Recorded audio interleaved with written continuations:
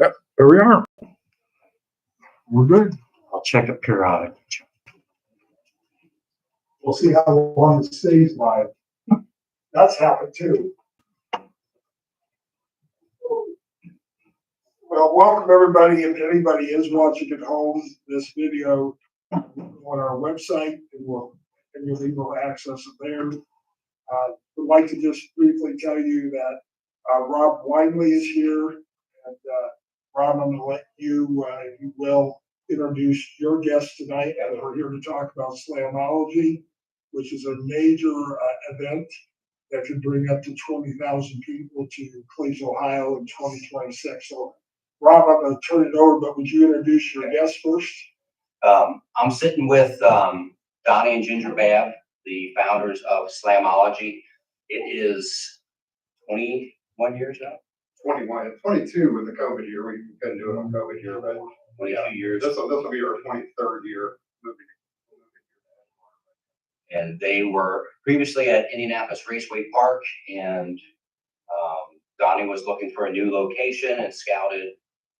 We've been to over 30 locations between Indiana, Ohio, Kentucky, and we came into this area and met Rob. We actually stumbled across the venue just by total accident. We came down to watch a race. I was so frustrated. I was like, let's go watch a race one day. And then we got to the venue and then realized how large the venue was. From Google Maps, it doesn't have this massive site. You can't see the 200 acres all there. It all looks like it's wood. So it was never really on our target. And then once we came to the event and started meeting Rob, met Rob's family, started meeting staff at the venue. We've been to multiple events. We've been bringing in some assistants to help Rob along the way. We helped him bring in a hype man this year to kind of work with the crowd and work with the community and work with the kids there at the venue when they have downtime, oil spills, anything like that. So we came here, we fell in love with the area. I've been through Cleves probably, I don't know, 25 times in the last 6 months. So we've been coming through here and like studying every road and trying to learn as much about this area as we can. And we're here to see how we can help the community and how we can help support and get some of our participants in our business into your area rather than them leaving outside of the area. Thank you very much. And if you wouldn't mind, Rob, I'd like you, because people who haven't been out to your location, you've done some major renovations over the last years. Yeah, for the people that aren't familiar with Edgewater, it's been in my family since 1979. It originated in 1953. The Mingus family had, I believe it was a poultry farm, sold half it off, took that money and put in a pavilion and a small pool, and they had dances and music and stuff at the racetrack in 53. And then in 56, drag racing was really starting to come in, so they put in 100 foot of concrete for launch pads for the racetrack, and it's been in continuous operation since 1956 as a racetrack. You want to tell a little bit about your restaurant you put in there? As far as my father ran it for 40 years. He passed away in December of 2019, and I'm the youngest of 5 boys, and we were all down at the racetrack the day after, just walking around the facility, and we just came to the conclusion that we wanted to bring this place back, make it relevant again, and just make it a great racing facility. It's had an incredibly storied past. The best racers in NHR drag racing have been through Edgewater.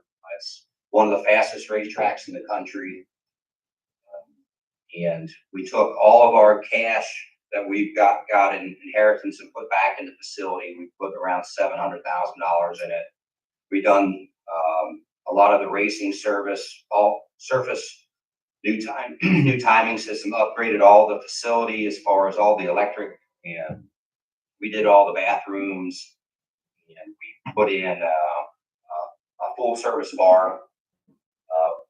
The building there was always a bar for about 35 years, but we came in and we just put in all new fixtures and started marketing it, and just as another way to bring people in the facility and make it attractive to all different types of people. And then if you would, just give a little idea as far as the music venue that they're trying to bring back in that area. Edgewater Sports Park back back in the 70s was the premier outdoor location, facility for outdoor music. There were a 6-year period that Jim Settles owned, and he had 3 massive music festivals there. The biggest one being in 1975, they had 30,000 people there, headlined by the Eagles. And I could go through the list of talent that was there, but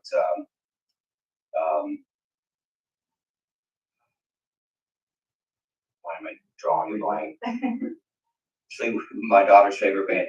Fleetwood Mac was fourth billing at the show, and since I was a kid, I wanted to bring music back to it. My wife and I, that's what we do as a hobby. Is we like to go to music festivals. We've been to New Orleans Jazz Festival, 8 years in a row back before our kids started getting too old. And every time I was there at that music festival, just looking around, this would be great for Cincinnati. We have nothing like this. It's an all genre music festival. It goes 10 days over 2 weekends, hundreds of different bands. And you would just go, you get there for the day and you have a menu of the bands that are there. And there's from gospel to blues to jazz to rock to country. And you would just, okay, I want to see this person. And you run here and there. And I had the opportunity to learn about musicians and types of music I was never accustomed to, and I listen to all the time now. And it's something that I really want to bring back to Cincinnati. I already have the name set up for this music festival.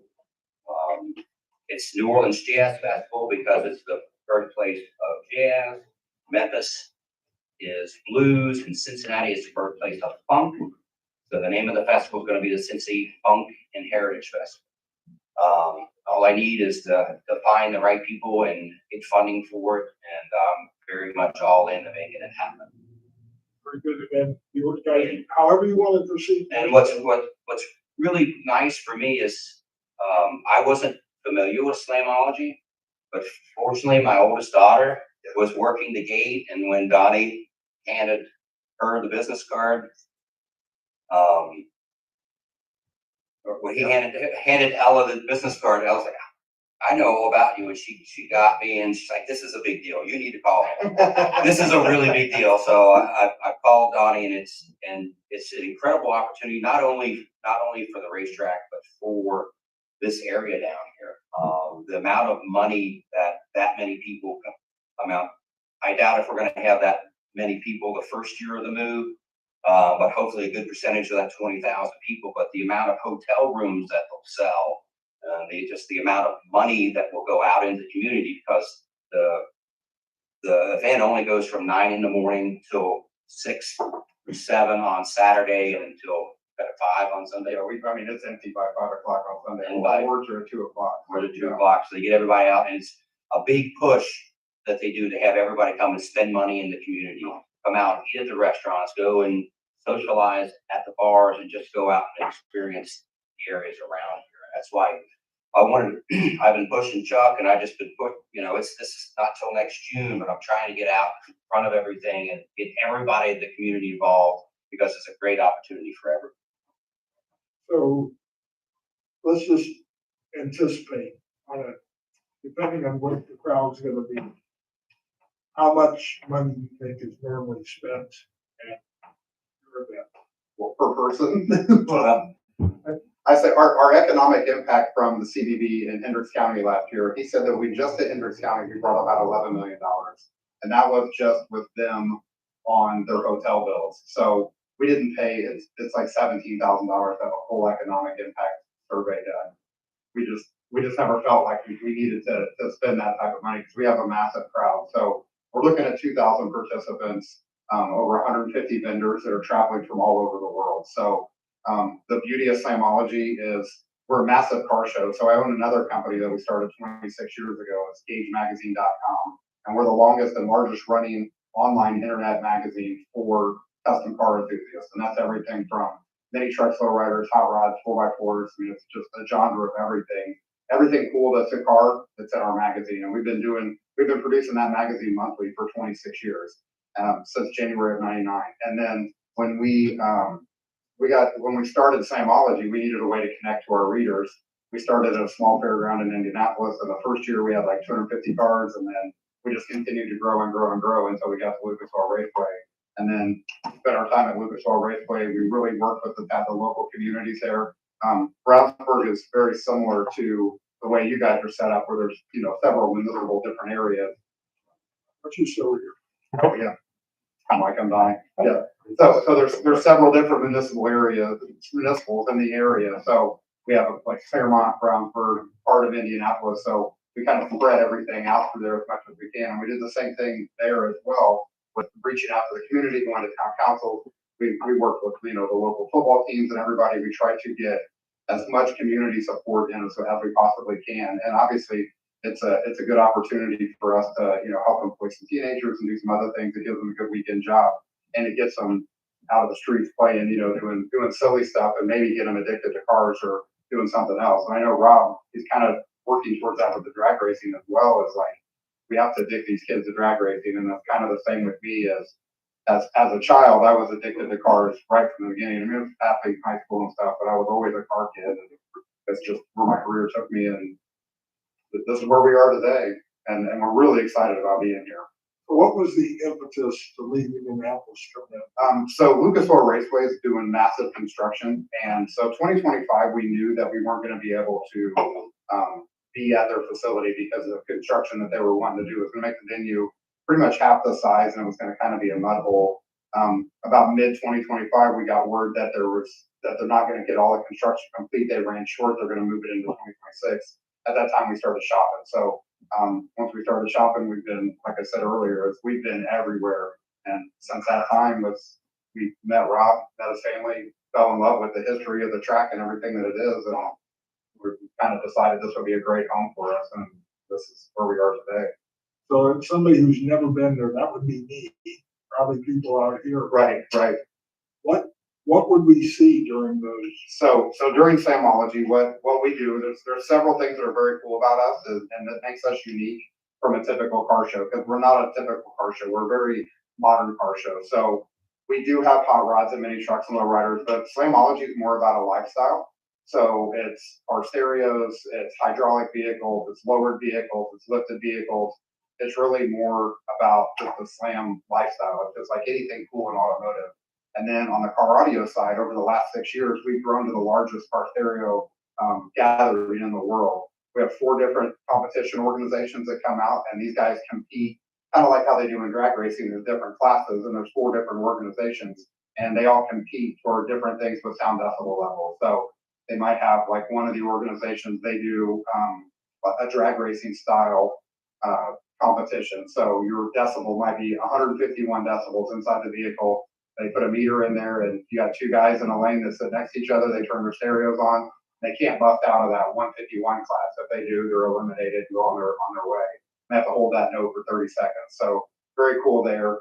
There's another section of the show that we call the demo guys, and they're guys that are just showing their stereos off all day. And if you guys get on YouTube, and I encourage you to look it up, just look up Slamology, and you'll see what we call hair tricks. So girls with real long hair, and they come out and they get their hair blown up straight in the air. I don't know if you guys have ever seen any of that before or not, but it's super popular. So we'll have 1,000 cars of guys doing this all day long, and people just stand in line to say, I want to get my hair blown out. And they stand there and they get their hair blown out, get a demo in the car, and then they leave that car and they go right to the next one and right to the next one and right to the next one. So that's a good gathering side of it.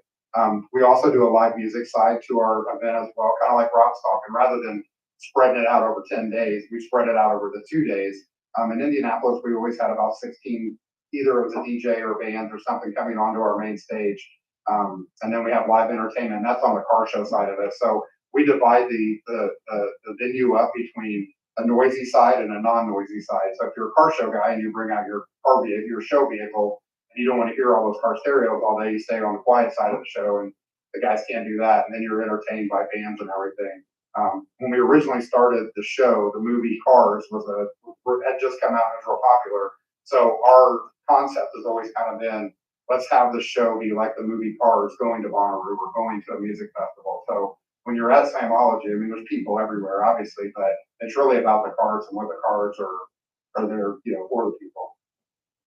We have a kids section as well. Yeah. We Sorry, started a- there's so much that we Yeah, do. so like we always have a kids section where we have like face painting and balloons and cornhole boards for parents so that their kids can play with stuff and that's usually by the stage as well. So that way there's some entertainment for children because 10 and under are always free too, because part of us starting was our son was little and luckily we were fortunate enough to be able to afford to go places, but ticket prices were expensive and not all our friends could go. So we wanted to create an event that whole family can go and afford to go. So a ticket to an event is normally what price range? Well, some of it's are out of control, not Slamology. We've always been a $15 ticket. This year, we're gonna move to a $20 ticket, just inflation and cost. There's a few things that we need to bring into Edgewater to help us to control the crowd. One of our big things is restroom facilities. We're gonna bring in a lot more porta pots. We're gonna bring in some portable trailers and do some stuff like that. And then obviously coming into a new area, we've always had like 65 people on our staff. We have 30 of those 65 that are 20-year plus employees, and they all started as volunteers years and years ago. So obviously we're going to travel all of those, important employees. So we have to raise our ticket prices just a little bit. So we're going to have a $20 ticket and then, free for kids. So in Indianapolis, when we're from, we went to a girls' high school basketball game, close friends of ours, and we got to the door and it was $30 for two people to walk into a high school game. And I was like, we need to raise our tickets right. This is crazy because it's never been about that. And we're very fortunate. We have good corporate sponsorship from Kicker Car Audio. They're the largest brand in car stereos. So they're our corporate sponsor. They bring out their semis. They bring out a bunch of their demo vehicles, and some of their vehicles are, $500,000 cars that they have sitting in their booth space. Another big sponsor of ours is from Reno, Nevada. For Sky High Car Audio, they come all the way from Reno, Nevada, and they bring some of the most extreme builds in the world. So that's just our two of our major sponsors, and then we have overseas sponsors and everybody else that they ship cars into the area and they bring them here and show off. They're all trying to show off who has the best stuff. And then on the other side of it, we have the car show side of the show as well. So we have air ride manufacturers that bring out their booths, and then a bunch of different headlight companies, local vendors in the Cincinnati area. I don't know if you guys are familiar with or not, but the car culture scene in Cincinnati is unbelievable. And that's something that we're really going to gain coming into this area. And Indianapolis has a good call for car culture, but it's nothing like this area here. You guys, this is so centrally located. It's perfect for a large automotive event. We're working hand in hand with Cavalcade Customs that goes on in downtown Cincinnati. Those promoters, championship auto shows, we work closely with them in Indianapolis, and we do a Gauge Magazine and Slamology hall. That's our own hallway at the Indianapolis World of Wheels.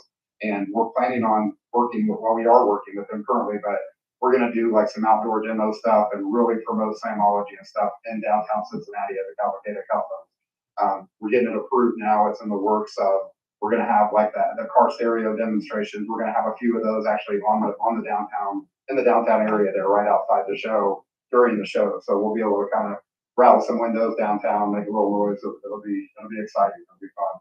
I'm gonna shut up now. I'm gonna turn it over to anybody else. Well, we've only talked about two things that we do. I could go on for days. That's if it's something that's cool with automotive, it's something that we do. Something else that's really neat is we do a car limbo. So you find your lowest vehicle. So we do 3, and it's just like a regular limbo. We have a stick, obviously it's padded, and the guys with the cars, they come through and they lower their car down, and then we find the lowest car, the lowest truck, and then we have a class for the kids too, and they make contraptions. So you know how it is. Parents always get involved with the kids project, right? So we have some of the most unbelievable, like little RC cars, they're not really RC cars, but the power wheels and stuff like that, they come through they're 4 inches off the ground. These kids are laying flat and working their way into the window. That's neat. We do a hydraulic demonstration where we bring out the hopping cars where they stand up and jump, and they dance and do all that stuff. And we're really fortunate in this area because one of the largest lowrider clubs in the Midwest that has a bunch of members that does that is just right here, just right outside of Cincinnati. So we'll have a lot of that type of entertainment as well. We do a tattoo contest, and it's not like an on-site tattoo contest. So you bring your artwork, and then we have different classes for different automotive classes. So like best GM logo, best Ford logo, best lowrider style. And then they do some other ones too, like Best Black and White and that type of stuff. So it's not really just a tattoo contest. It's more about show off your work that you have. So that helps bring in a whole different style of people as well. And at the end of the day, everybody loves a cool car, and that's kind of where it falls. I've never met many people that didn't stop at least to look at something that's a nice, custom build. So two thoughts. One, you mentioned like the hotels, obviously not a ton of hotels like right here. I'm Correct. assuming you've thought about that or. Yes, we have. So a lot of the hotels that we found are within 10 or 15 minute drive, which was kind of the same situation that we had in Indianapolis. So Okay. I know Rob's been working a little bit with some CDB people and stuff, and we're going to kind of spread out when we go to all that. We were trying to get some input from the local convention bureau before I just went nuts and started going to all these hotels and saying, hey, I want to add you to my list, I want to add you to my list, I want to add you to my list. That's a challenge that we're currently working on, but by the first of the year, we should have all that settled. And hopefully, if you guys have any suggestions, we're here. This is all new to us. So we're a sponge as much as you guys are a sponge for information. So one thought that I had with that, because obviously an event like that, you're gonna have a lot of people drinking, and then you obviously don't want them on the road. So what's the thought of maybe Right. possibly having shuttles with some of the hotels? Yep, that could probably be a good possibility, especially with the casino hotels. I'm sure they probably have a little more budget to do that. And the one in Lawrenceburg is on our hit list, obviously, but they're not in Ohio. So I don't, you know what I mean? It's like, are we pushing the money out of state? Are we trying to keep it local? That's kind of some of the stuff Rob and I are working and talking about. I've been beating my head against the wall with CBB for several years now. The girl that was my in CBB, she's no longer with us. She handled Alicia Reese's campaign, and she's haven't talked to her in a couple weeks to see if she's taking a job with her. But Andy Conklin, I've left messages with him. There's a new director. They've got a new position for strictly sports related functions for Cincinnati that I've had him at the racetrack, talk with him. We had a Zoom meeting with big wigs with NHRA, who is our track affiliation, who we're affiliated track wise. Just telling about what I'm trying to get to come down here. But this event isn't sports related, so I've reached out to Andy and haven't heard back. I'm going to try him again tomorrow. I'd like to give the opportunity for the city, but if they're not gonna, I don't know, it's just the west side or it's drag racing or what it is, but Well, and then the thought too, we have the parks, and some people love camping for that thing. So even if we want to do that, provide Chuck, I don't know, a shuttle for that to where maybe because we don't do any camping on site. We get everybody out of the venue, and the reason being is we have sponsors there that have. We have overnight security, and we're not trying to have a bunch of crazy people there all night. And camping is, our crowd is not a crazy crowd. 21 years of the event, we've never had one incident. We've never had a fist fight, a push. Everybody's kind of.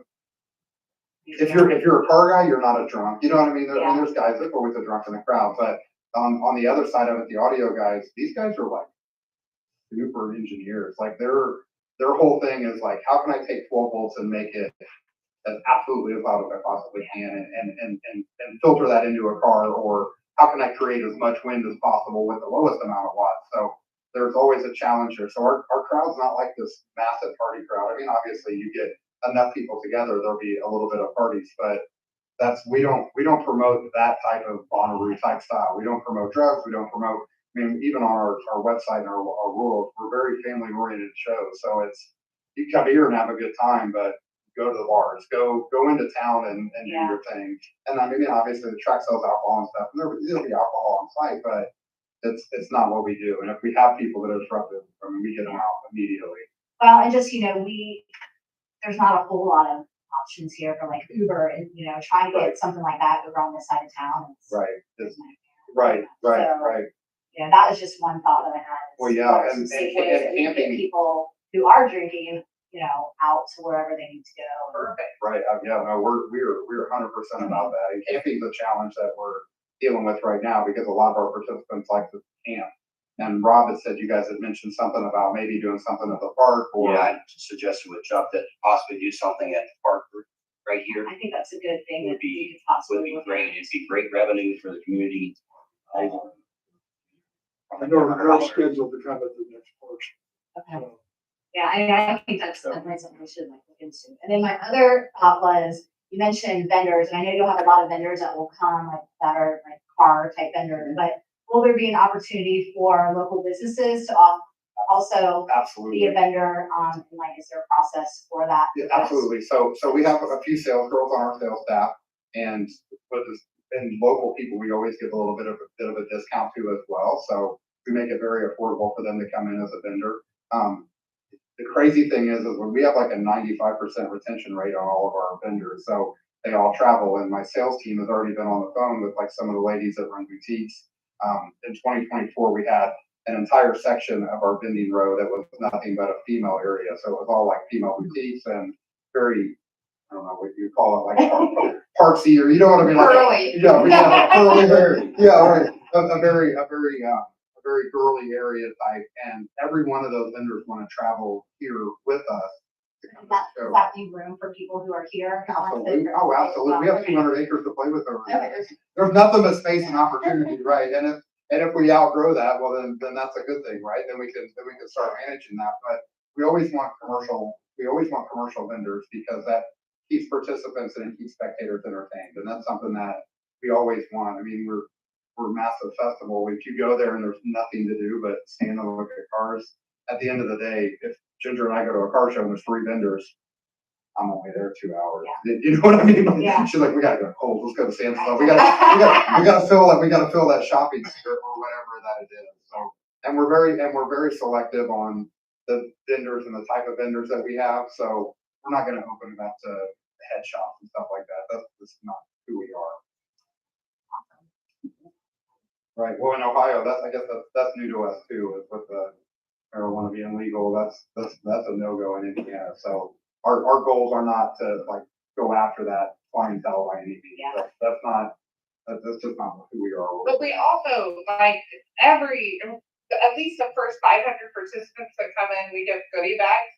So also with sponsorship, we go out and say, hey, do you have coupons for your restaurant this weekend or something special on your menu? Like, do you want to throw in our goodie bags that we're passing out to those participants? So we're promoting the area, and they have a program. I don't remember, is it 16 pages that we usually do? 8 pages.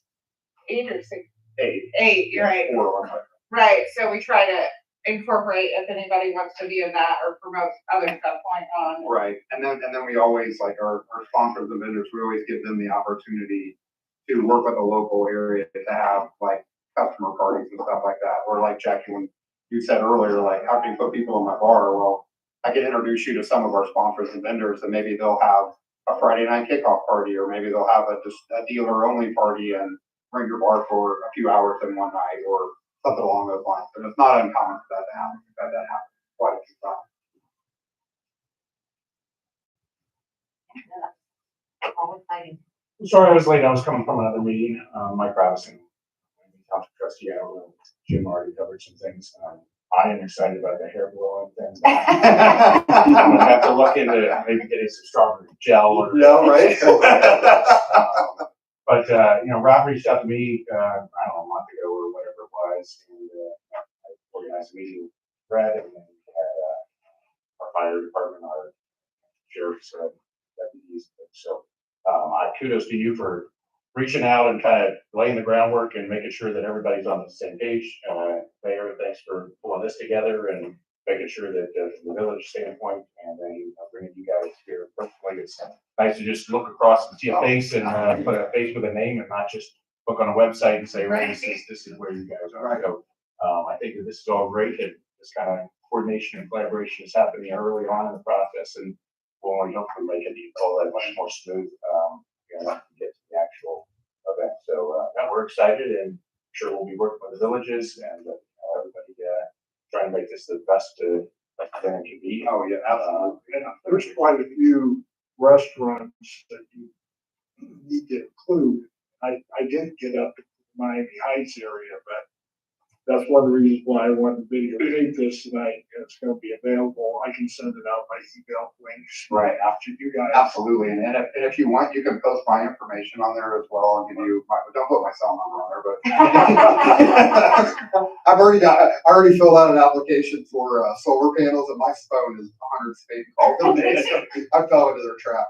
But and any of those people, they can reach out to us, and even if like, that they want to send us coupons, that type of stuff, like Ginger said, we do 500 goodie bags for the first 500 people that come in, and when you get a goodie bag from us, I mean, all of our sponsors, all of our vendors, like, and a lot of the people that are at the show, they'll say, hey, bring this coupon and get a free hat at our booth. So you have to bring that coupon, take it to their booth, and it's kind of become a thing over the last 21 years. And then the same way with the local businesses is like the pizza shops put the coupons in, the restaurants say, hey, 5% off, you know, and I know like across from the high school, the Skyline Chili, and there's another little restaurant that's right there. And they both were invited. Yeah, well, all the ones on 128. Right. Well, they're all gonna be real busy, so we're either gonna sell all their inventory because they weren't prepared, or. I know Penn Station was pretty excited about hearing. Oh, yeah. But I didn't have the time to talk to every single person. The Miami town people that I met with on the Ohio 250. They were gonna distribute some of these letters. They had others distribute in Miami town. There's a lot of nice little shops there also. So it doesn't have to be just a one-time communication. Oh, no, and as our marketing stuff becomes available, I can share it with everybody, and you guys can share it to communities, and I mean, whatever we can do to help and be involved. There's a lot of opportunity and growth here. And that's what Rob and I, when we started this, we started on a 3-year contract. So there's 3 years of growth just right off the bat, and the sky's really the limit. When you get somewhere and you're comfortable and you really like it, we all grow together. Oh, and that, I mean, the Village of Cleves is very active on social media, and obviously the newsletters online and things. We have a paper newsletter that we send out quarterly, and so I'm sure that between I'm already interested in advertising space. Like, let's go. Let's do things that promote it. Yeah. Oh, absolutely. Absolutely. No, we're excited, and I'm glad you guys are excited as well. I think it's going to be an eye opener for sure. And it's going to be a whole different culture that's going to come into the area, and they're all respectful people. That's good. Everybody cleans up their trash. I mean, it's all good people. It's a lot of people at one time. It's really cool for us to watch because we grew it up from a baby. So it's kind of. We always, our son in the show was started the same year, which I'm not real sure what we were thinking about 8 years when we did that. We always say they're brothers with each other. So watching them both kind of grow simultaneously is pretty impressive to me. Listen, from the school's perspective, he was talking about hiring and that. I don't know if you've got some questions you want to ask them about. No, I just confirmed with our superintendent, and actually we had a cabinet meeting this morning. And I brought it up, and I just want you all to know that on behalf of the Three Rivers School District, we're all in on supporting you however we can. We obviously see that it's going to be a huge deal for our community, and we're the core of our community, so we want to support you however we can. Right. I need to talk to you about your parking lot. Yes, sir. Yes, sir. Yeah. So Friday we bring. So you register online as a participant. You pre-register, and that's one of the disadvantages with Edgewater is we don't have an easy way in and out for 2,000 people to cycle in one day. Yep. So when we came down here and we started spotting this area, your high school was the very first, and it's actually the elementary school, I think. Well, tonight, it's all three. It's all three campus, and then we drove through today because we drove around back because the gate was open because you had band practice going on, and then you had the soccer fields, and it's like, okay, we can run 4 lanes through here, and our registration process is really easy when people come through. We just set up a couple tents and people come in and we scan their QR codes, and we already have their stuff ready. So we send them a QR code, we scan their QR codes, they show who they are, we hand them their credentials, and then they go on their way. So all the agreements, all the registrations, all the liabilities, all that stuff, they all sign online. Yeah. Which obviously in the liabilities, we'd have to include the high school and stuff in that as well, which wouldn't be an issue. Well, we would work with you to get the verbiage that you wanted Right. and those liabilities, but to make sure you're covered as well, but that would be amazing. Right. And I'd rather, if we can get that as soon as possible, so that we can just make sure that our athletics hold off on that weekend. Right. It, maybe not the entire time because we have a ton of sports, but if we can just kind of block that weekend as much as possible. Right, We know well, we have and a work verbal together agreement. on a traffic pattern, and I think the Yeah. local police department will be able to help with that as well, as far as like, what's the best way for us to route these people in, and probably coming in 50 and then coming into the high school, and that's what I was saying about Skyline Chili, if that happens with the school, they're gonna be so, they Yes, have, they are. they have no clue, I mean, that's gonna be an influx of business that they've probably never seen. Do we have exact dates yet, or? Yeah, June 13th, no, yeah, 13th and 14th, Okay. excuse me, yeah. I did that too. I just did a podcast for Kicker when we released the date, and I said the date wrong right off the bat. We started it and I was like, June 13th, 14th. Another question that got brought up in our cabinet meetings was, are there opportunities, I know that there's vendors, that have their own booths, but are there opportunities like Oktoberfest where our youth sports or whatever can host them to make money towards their event? Absolutely. Yeah. Okay. No, we want to help the community and as much as we possibly can. We were very active. Our son's only 22, so he's only been out of school a little bit. So we're kind of missing that. He was a three sport athlete, so and from Little League forward. So we're kind of missing that whole gap. But we've always supported all those teams and all that stuff, and we want to do that in this community too. We're firm believers that sports, help polish to make better results. Yeah. Just in general, whether it's, Yeah. and whatever they're into is Well, yeah. that's how we stay in business. So Yeah. we want to include them, plus anybody that's working anything extra after school deserves Okay, kudos, the yeah, extra work they don't have to do. awesome. So I had a thought, a parade, is that something that because we usually have pretty awesome like local parades here, and I thought, gosh, how fun would that be? Like if we get some of the old cars, and it could be the advertising, and the high school band maybe could be a part of it, and. Yeah, that's something we could talk about and put together. But it throws another wrench in our logisticals, but I think this. When is your parade? Well, I'm just saying, In potentially general. we could have one just for this Oh, event. just- Because we're not only for Rama, and Yeah. I feel like our community does a really good job of putting those together, and I feel like we kind of figured it out pretty well. so. How many cars do you want for this parade? Careful what you ask for. I don't know the logistics, there would be lots of, but I think that would be something cool that we could do, that we could also then get Now, word out to our where do you guys do community. the parade at? You just do It's it, right here on, so you don't come from like Edgewater and I Florida? mean, hell, we could do That that. come from Travel-O-Rama, Right, which would be, right. which is another potential camping Camping, site. right. Actually, We drove overlooked. through there today, so Yeah. we have a guy that's worked with us at Lucas Oil Raceway forever. He's on the safety team. Actually, he grew up in this area, and he was gonna try to make it to the meeting tonight, but either way, he worked at Station 69 right out of high school. We kind of got his EMT start, all of his safety stuff from there. And he called me and he's like, "You know what Gravel-Rama is?" And I was like, "I have no clue what Gravel-Rama." I was like, "I know." And he said, "When you get off that exit, turn right, don't turn left, and follow it till it stops. Go across, go over the railroad tracks, and it's right there on your right hand side." And we drove back and looked at the campgrounds, and we had zero clue because, obviously with Google, everything that we're finding for campgrounds on Google is state parks, which isn't bad, that they're 35, 40 minutes away, which puts our participants, that's a lot of travel for a campground. And our campgrounds in Indianapolis were right across the street from the venue. So it was almost perfect for that situation. So we've really trained a lot of our participants that we have close camping. And that's been one of the major questions of everybody that's been going on. Like most of the questions coming into our office is like, "Hey, where we're going to camp at?" Stand by. We just announced the date. We just got the venue locked. Just give us a little bit of time. So hopefully before the first of the year, we'll be able to announce that. If not sooner, depending on how that all works out with you guys. On your dad. I'll be able to cook Rob. Do you look like his dad? But actually, one of our trustees in Whitewater, member of Gravel-Rama, his brother was president. I don't know if he still is. So, Oh, perfect. so Yeah, they looked and said we didn't get far. How'd you think again? Sorry, I'll put Rob in touch with him. And there also were some campgrounds at the local county parks and a couple private. Oh, yeah, Campgrounds, here with locally, and that's what, and we We'll had get all thought that about. together with him. Right, so I grew up, I don't know if you guys have ever been to Indianapolis 500 or not. Yeah, okay, so I grew up in Speedway, I graduated from Speedway High School. So my entire life growing up as a child, I was educated on how to park cars in your yard and make every single penny you can make. If you guys have been to Indy, you know, so you're parking in somebody's yard. So in the same way, we had campers in our yard as well. So we had talked about talking to people in the community, you know, they're close to the venue to say, hey, you could open your yards up with guys and. I'm sure people. Right, Well, make some money and. right, The right. '97 Nissan Altima that's been sitting in your front yard since 2005.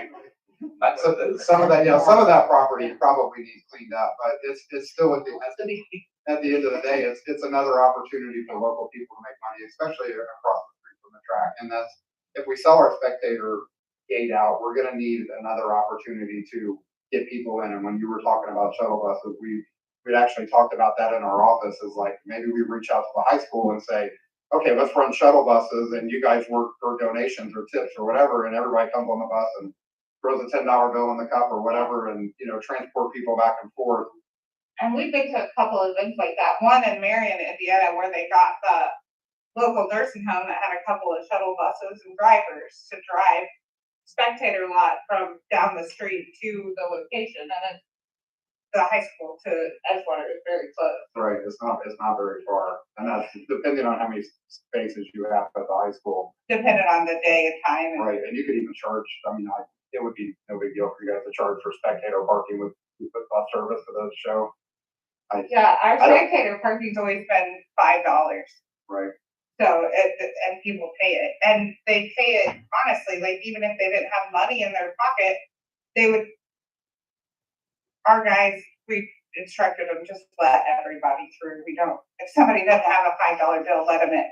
And, they would go to the spectator gate and say, I owe this to the parking guys. And we're like, how awesome that these people are so honest, because it's not what you hear about on the news. yeah, right. What would you say the average cost, you're talking probably motorhome camping, I would assume. Well, Well, there's both. motorhome and tent, I mean, everybody, they camp, right. Also, Oh, yeah, primitive camping is very, very popular, I mean, a lot of people think camp. I'd say we've all got a little age on us, or at least I do. I want to sleep in an RV. I don't want to sleep in a tent. I gave up tent camping in my early 30s, right? my wife's version of that is Yeah. My idea of camp is a hotel with an outside door, right? I don't mind tent camping, but she wasn't a part of it. But, what would you say the average cost that people have been paying to camp? About $25 a night, between 25 and 30, about parallels what the state parks charge.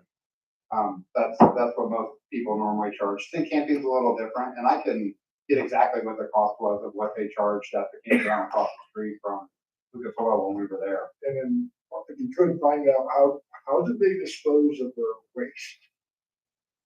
Trash bag and trash cans. I'm talking about. No, the campers Porta ways. Well, so that campground had a shower house that had like 4 stalls in it. It wasn't huge. And then it had 2 showers in it and stalls in it. And then they had porta pots spread throughout the venue.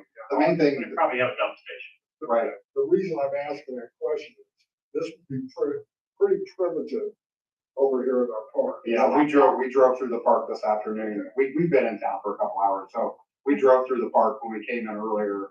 And the BMX track and all, and it's amazing. an awesome park. Like It's an a really amazing cool park. Yeah. A lot of people don't appreciate our park. Oh, it's- Oh, no, it's really cool. Spent a lot of The time there. the bike track, our son, when he was little, did a little bit of bike BMX racing, and we were very impressed with just that. And then your skate park next door. Have It's you kind of validated really my cool. They, it's, Miami West Park is a much fancier park. That's just down the street. The only reason I'm asking that question is because we had some people park, okay, recently, and that was with the actual BMX. So they brought their in and they left the place pristine, okay? And so at the meeting, I can tell you, when we come to a parks meeting, our maintenance supervisor's gonna be there. And he's gonna wanna make sure that whatever happens in that park is left in fairly decent shape. So that's gonna be their primary concern. Right. Well, and I don't disagree. I think that's an important thing to bring up for sure. And you guys are bringing in RVs, you're bringing in tents, and let's say you get 1,000 guys camping over there. Let's just call it 300 to be safe first year, okay? You get 300 people camping over there. Well, they're going to pick their trash up with disposables, but you're still gonna have car traffic through there, I mean, it's. If it rains, It's- there could be mud damage, but Right, there's it's- a lot it's of. excessive wear and tear to some soccer fields over there, the park's beautiful. So it's a great idea on paper. Yeah, there'll probably be some restrictions as to how many where they Right. would be. Right, and that, I mean, and really that would be up to the Parks Department to kind of figure out. I can give you an idea on pricing and we'll help promote it and we'll do whatever, but, you guys, I mean, you guys would be an outside vendor to us. We would just recommend like, hey, here's another place to park or here's another place to camp, here's another place to do something else. And I noticed there was no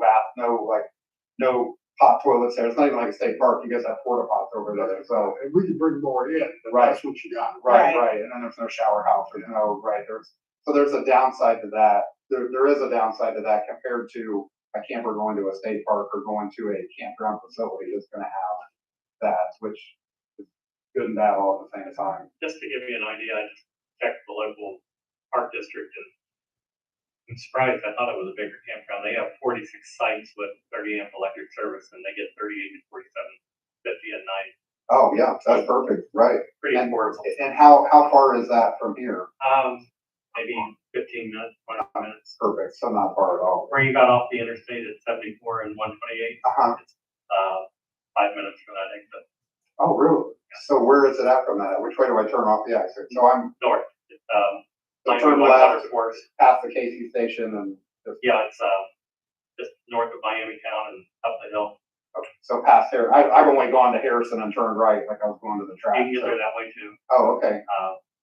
But yeah, it's a really nice park. If you're a golfer, they were a really nice golf course. Oh, perfect. What's the name of that park? Miami Whitewater Forest Campground. And I'll get the, not quit calling you dead. I'll get Rob some, information on other people. So I have a question, just you brought that up and I didn't think of it.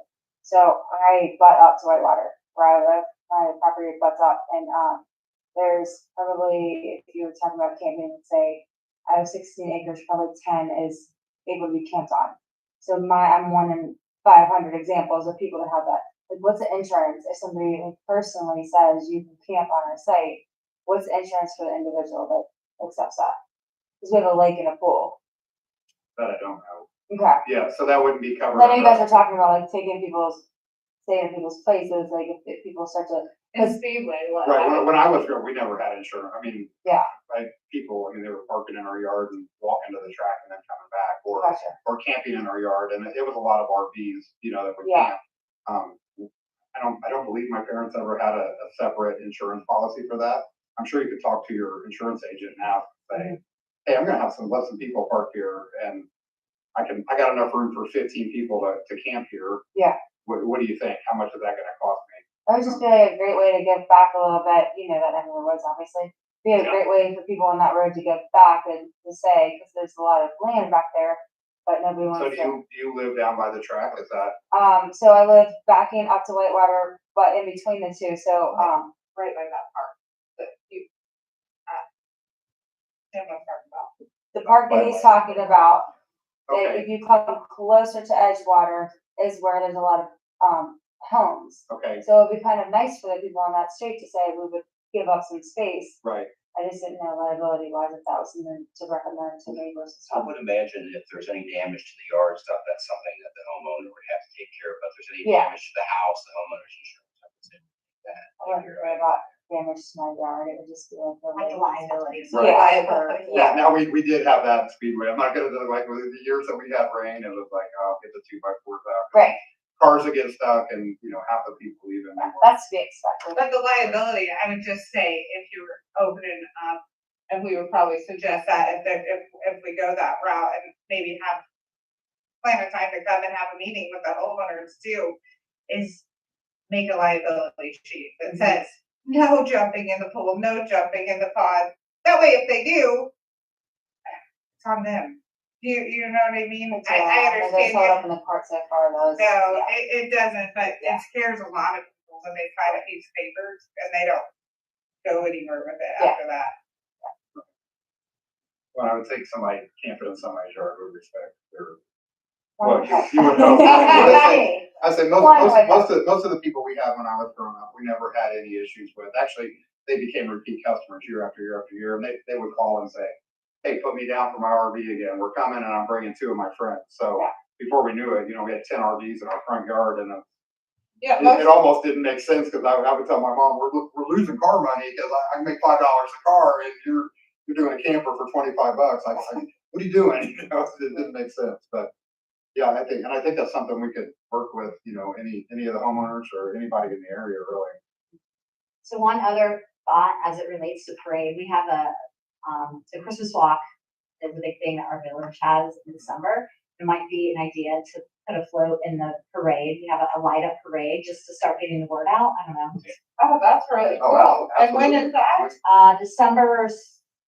First Saturday. Or if I could get 10 or 12 custom cars to come down and Oh, that would be awesome. as long as we don't have excessive Yeah. snow, and I don't think you guys. Well, it's supposed to be nice all the way through Thanksgiving. Right, did you get are you getting the update I said you can post this week in the village? Getting those in No, not yet. well, he can show you this. We actually have video of the parade of lights. It's an aerial. You get a view of what it was huge. Is it in the parades at night? Yeah, so all the So I could different get- things I are could like get light the up. guys with the lifted trucks and they all light up and. And another idea is, we have, like just all the streets closed off and maybe potentially thinking about a booth so that you can start advertising also because so many people come down. I'll leave you guys with business cards before we leave and send the Definitely. information on that. I'm, definitely Good way to interested in get word out as well. This year, we're going to have two of the Cincinnati Reds mascots will be here. Oh, that's cool. And they will be, there's going to be photo booths for parents and grandparents to get the pictures. And we're hoping that they're going to lead the actual parade. And I know as they're coming through, they'll wind up at the gazebo and be able to talk to parents and that, more pictures. So we're hoping that's going to draw even larger number of crowd into the village. It was last year.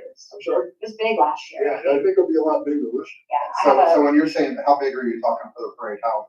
How many entries for floats and stuff? Last year, I want to say there was 60 maybe. Oh, that's a That's big parade. amazing. But we've gone to Gatlinburg religiously for the last 15 or 16 years. They do an opening parade.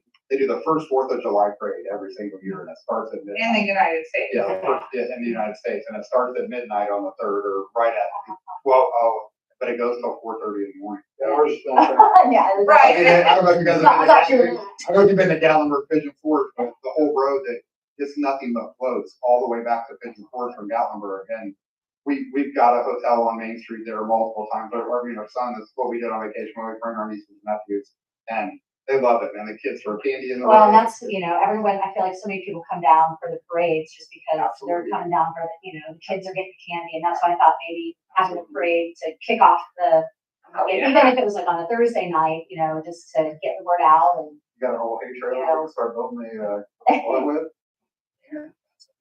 Just so you know, it's not just floats. There are, they have a Cars. dog parade, they got the bands playing, they got a lot of different things. Right. That's really Even cool. Rumpke, which is the garbage collector, decorated a complete garbage truck with Oh, that's lights awesome. last year. So it was about an hour long parade. Oh, that's awesome. That's awesome. Well, yeah, we'd love to contribute in however we can, for sure. And that's, Get here in time, you'll be able to see Elvis. We have Elvis singer that comes. I like Elvis. So there's going to be 2 other music venues during the day. It's a lot going to be different this year. And that might be a place where you want to set up a booth just to start getting word out and passing Oh, out. no, that's- Definitely. All the businesses, like I own a little shop and I do, different like free things for the kids and free treat and, so. Right. People will come and check it out and we could maybe hand out a flyer that gives all the information. What time? Oh, absolutely. What time does the parade start? When do you? Trade starts around 6 o'clock. They'll start lining up about 5:30. But then the Christmas walk is from like 10 in the morning. Right, so it's Until it's 10 it's all day. Make Yeah, sure it it's starts, this year, I think they're gonna start a little bit later because the way we're blocking streets off. So there'll be things happening at 10 o'clock, you're right. But the actual event for the village will start around 11 o'clock. Oh, perfect, perfect. Yeah, well, you can count us on, in the support in whatever way possible. I mean, obviously I have to look at calendars, December 15th, but. December Or 6th. Oh, 6th, I wrote the Yeah. 16th. Yeah. Okay, that's a whole nother story, that's good. I was like, you guys are getting close to Christmas now. Yeah, no, that's perfect, because we wanna be involved locally in stuff that we can and over here as much as possible. We're really only an hour and a half from us, so it's not that far. It's not a long drive at all. We've actually talked about getting an apartment here, like, we just need to move here for Yeah, 6 you don't months. have a lot of Airbnbs in Cleves or in the villages. I've been looking, there's a That might lot. be something you suggest to the local residents too, is here's an Airbnb opportunity for you as well. Yeah, we're in the process of revising all of our zoning. That's included in there.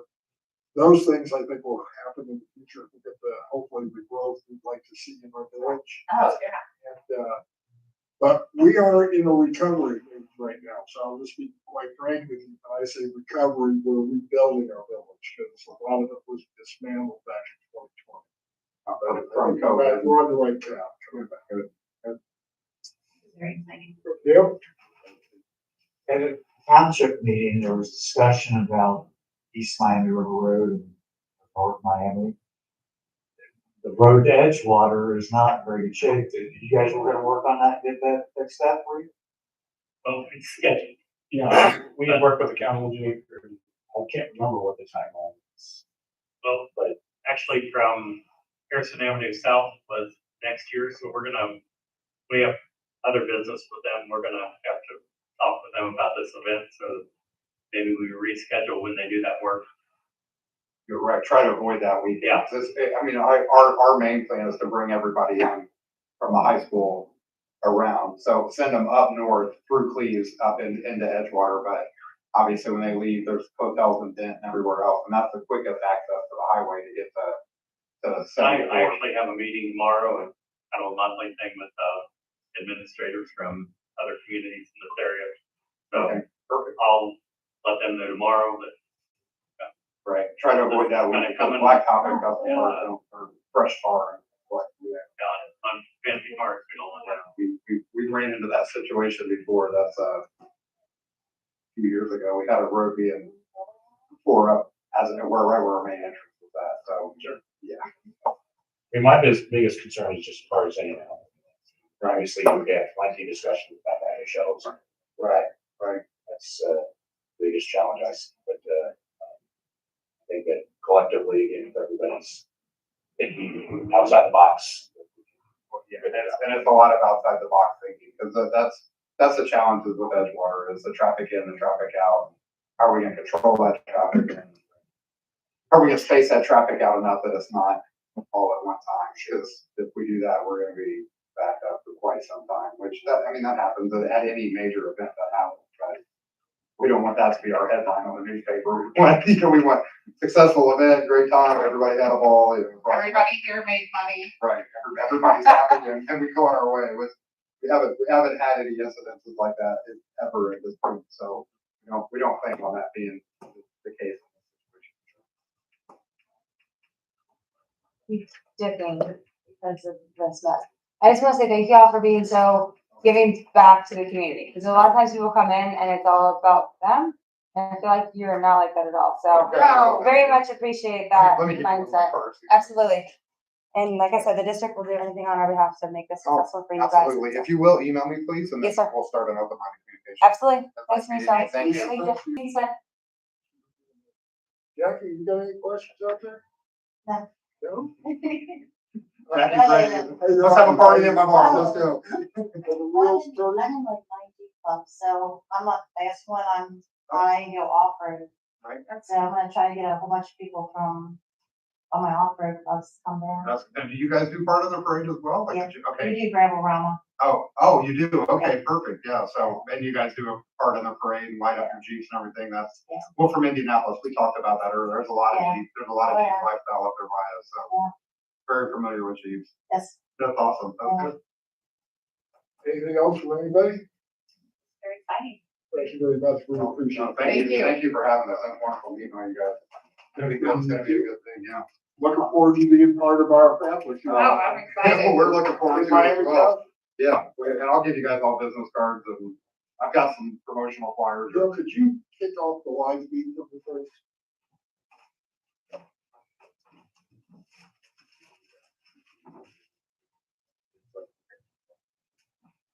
And I didn't bring a card. so- No, you're 100% okay. There you go. And there's